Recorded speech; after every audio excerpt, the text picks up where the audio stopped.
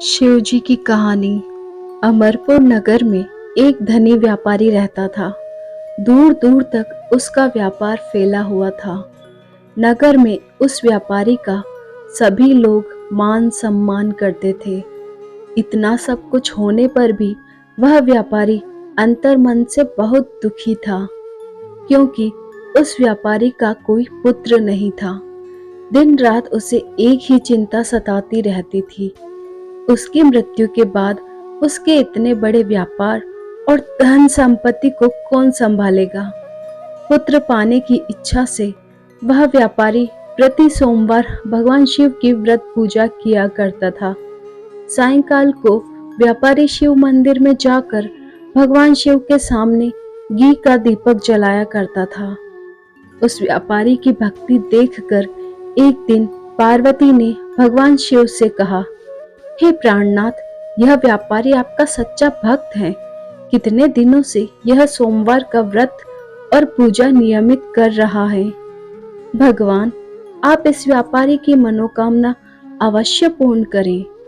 भगवान शिव ने मुस्कुराते हुए कहा, हे पार्वती, इस संसार में सबको उसके कर्म के अनुसार फल की प्राप्ति होती है। प्राणी जैसा कर्म करते हैं, उन्हें वैसा ही फल प्राप्त होता है। इसके बावजूद पार्वती जी नहीं मानी। उन्होंने आग्रह करते हुए कहा, नहीं प्राणनाथ, आपको इस व्यापारी की इच्छा पूरी करनी ही पड़ेगी। यह आपका अनन्य भक्त है। प्रति सोमवार आपका विधिवत व्रत रखता है और पूजा अर्चना के बाद आपको भोग लगाकर एक समय भोजन ग्रहण करता है। आपको इसे पुत्र प्राप्ति का वरदान देना ही होगा।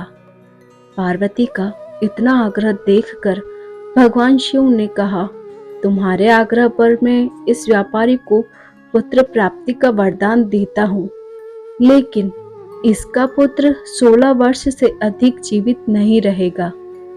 उसी रात भगवान शिव ने स्वप्न में उस व्यापारी को दर्शन देकर उसे पुत्र प्राप्ति का वरदान दिया और उसके पुत्र के 16 वर्ष तक जीवित रहने की बात भी बताई।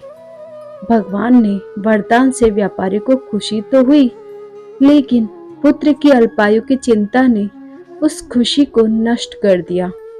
व्यापारी पहले की तरह सोमवार का विधिवत व्रत करता रहा। कुछ महीने पश्चात उसके घर अति सुंदर पुत्र उत्पन्न हुआ। पुत्र जन्म से व्यापारी के घर में खुशियां भर गई। बहुत धूमधाम से पुत्र जन्म का समारोह मनाया गया। व्यापारी को पुत्र जन्म की अधिक खुशी नहीं हुई, क्योंकि उसे पुत्र की अल्पायु के रहस्य का पता था। यह रहस्य घर में किसी को नहीं मालूम था। विद्वान ब्राह्मणों ने उस पुत्र का नाम अमर रखा। जब अमर 12 वर्ष का हुआ तो शिक्षा के लिए उसे वाराणसी भेजने का निश्चय हुआ। व्यापारी ने अमर के मामा दीपचंद को बुलाया और कहा कि अमर को शिक्षा प्राप्त करने के लिए वाराणसी छोड़ आओ। अमर अपने मामा के साथ शिक्षा प्राप्त करने के लिए चल दिया।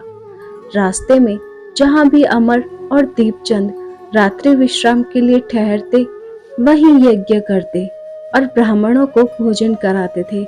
लंबी यात्रा के बाद अमर और दीपचंद एक नगर में पहुंचे। उस नगर के राजा की कन्या के विवाह की खुशी में पूरे नगर को सजाया गया था। निश्चित समय पर बारात आ गई, लेकिन वर का पिता अपने बेटे के एक आंख से काने होने के कारण बहुत चिंतित था। उसे इस बात का भय सता रहा था कि राजा को इस बात का पता चलने पर कहीं वह विवाह से इनकार न कर दे, इससे उसकी बदनामी होगी। वर के पिता ने अमर को देखा तो उसके मस्तिष्क में एक विचार आया। उसने सोचा, क्यों न इस लड़के को दुल्हा बनाकर राजकुमारी से विवाह करा दूं। विवाह के बाद इसको धन देकर विदा कर दूंगा और राजकुमारी को अपने नगर में ले आऊंगा। वर के पिता ने इसी संबंध में अमर और दीपचंद से बात की। दीपचंद ने धन मिलने के लालच में वर के पिता की बात स्वीकार कर ली। अमर को दूल्हे के वस्त्र पहनाकर राजकुमारी चंद्रिका से विवाह करा दिया गया। राजा ने बहुत सा धन देकर राजकुमारी को विदा किया। अमर जब लौट रहा था तो सच नहीं छिपा सका। और उसने राजकुमारी की ओढ़नी पर लिख दिया, राजकुमारी चंद्रिका, तुम्हारा विवाह तो मेरे साथ हुआ है। मैं तो वाराणसी में शिक्षा प्राप्त करने जा रहा हूँ। अब तुम्हें जिस नवयुवक की पत्नी बनना पड़ेगा वह कान्हा है। जब राजकुमारी ने अपनी ओढ़नी पर लिखा हुआ पढ़ा तो उसने काने लड़के के साथ जाने से इनकार कर दिया। राजा ने सब बातें जानकर राजकुमारी को महल में रख लिया। उधर अमर अपने मामा दीपचंद के साथ वाराणसी पहुंच गया। अमर ने गुरुकुल में पढ़ना शुरू कर दिया। जब अमर की आयु 16 वर्ष पूरी हुई तो उसने एक यज्ञ किया। यज्ञ की समाप्ति पर ब्राह्मणों को भोजन कराया और खूब अन्न वस्त्र दान किए। रात को अमर अपने शयन कक्ष में सो गया। शिव के वरदान के अनुसार शयनावस्था में ही अमर के प्राण पखेरु उड़ गए। सूर्योदय पर मामा अमर को व्रत देखकर रोने पीटने लगा। आसपास के लोग भी एकत्र होकर दुख प्रकट करने लगे। मामा के रोने विलाप करने के स्वर समीप से गुजरते हुए भगवान शिव और माता पार्वती ने भी सुने। पार्वती जी ने भगवान से कहा, प्राणनाथ, मुझसे इसके रोने के स्वर सहन नहीं हो रहे। आप इस व्यक्ति के कष्ट अवश्य दूर करें। भगवान शिव ने पार्वती जी के साथ अदृश्य रूप में समीप जाकर अमर को देखा तो पार्वती जी से बोले, पार्वती, यह तो उसी व्यापारी का पुत्र है। मैंने इसे 16 वर्ष की आयु का वरदान दिया था। इसकी आयु तो पूरी हो गई। पार्वती जी ने फिर भगवान शिव से निवेदन किया, हे प्राणनाथ, आप इस लड़के को जीवित करें, नहीं तो इसके माता पिता पुत्र की मृत्यु के कारण रो रो कर अपने प्राणों का त्याग कर देंगे। इस लड़के का पिता तो आपका परम भक्त है। वर्षों से सोमवार का व्रत करते हुए आपको भोग लगा रहा है।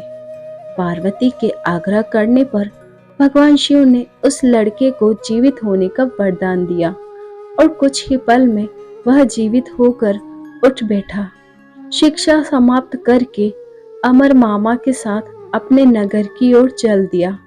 दोनों चलते हुए उसी नगर में पहुंचे जहां अमर का विवाह हुआ था।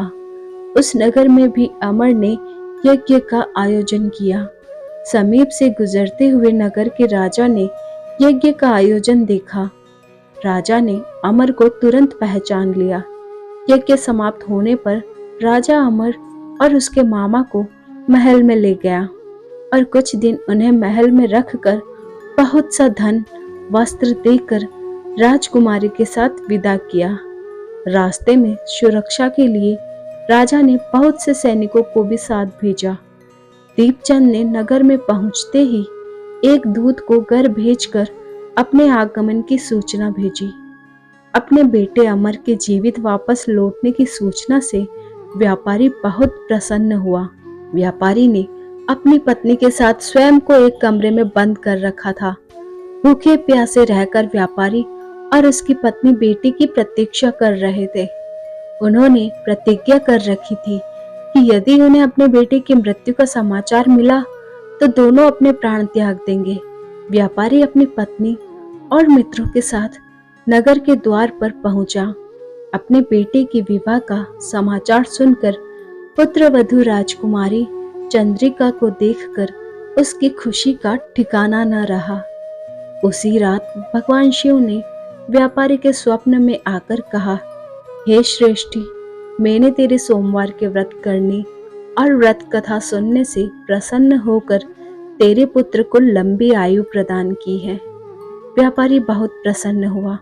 सोमवार का व्रत करने से व्यापारी के घर में खुशियां लौट आई। शास्त्रों में लिखा है कि जो स्त्री पुरुष सोमवार का विधिवत व्रत करते और व्रत कथा सुनते हैं उनकी सभी इच्छाएं पूरी होती हैं। धन्यवाद दोस्तों, हमारे इस चैनल पर आपका स्वागत है। आपको ये कहानी अच्छी लगी हो तो हमारे चैनल को लाइक कीजिए, सब्सक्राइब